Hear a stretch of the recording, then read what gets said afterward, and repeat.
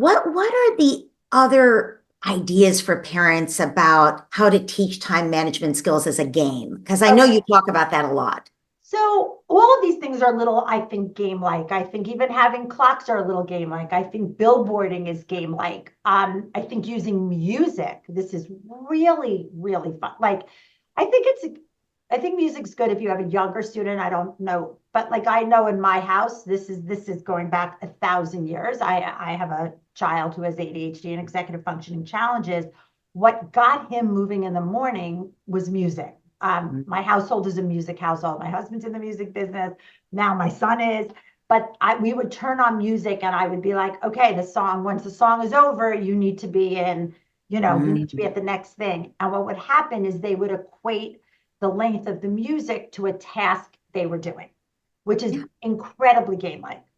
So the other thing we do that I love, and this directly goes to either studying or homework, and this is that. So I have to back up. We know that using music actually helps the brain to attend, to plan, and initiate. We do. That is research proven, people. It is. It's It's research proven, amazing. right? In fact, just as an FYI, I get nothing for saying this. There's an amazing company called Brain FM, and they are scientifically proven music. That's what they do. And you can join their site, and you can pick music for studying, music for focus, music Mhm. for deep thinking. I use it all the time. It is phenomenal. So if you're a student though, but I have my students make playlists, 32 minutes, whatever it is, depending on the age.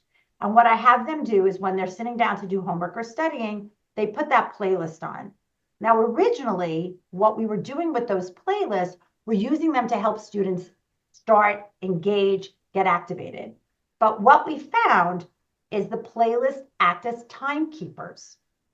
Think about it for a minute. If you're playing the same playlist over and over again, what starts to happen is like, okay, when I hear Dawes, they go, no, my music. When you hear the band Dawes, I know I'm about 15 minutes in. When I hear the Avets, sorry, maybe you're going to be like, what is this?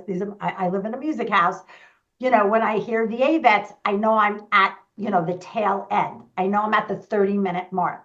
Music done that way, not only is it, I would say it's game-like, but it's fun, but it also acts as a timekeeper. It helps your child see where they sit in time. So it doesn't always have to be a clock. It doesn't always have to be something as like boring, maybe as a timer, but that's another way. My other way, and I want you to, this is really fun for young kids, is I never, ever, ever, ever do anything on the 15 minutes or 10 minutes. I never do that boring, ever.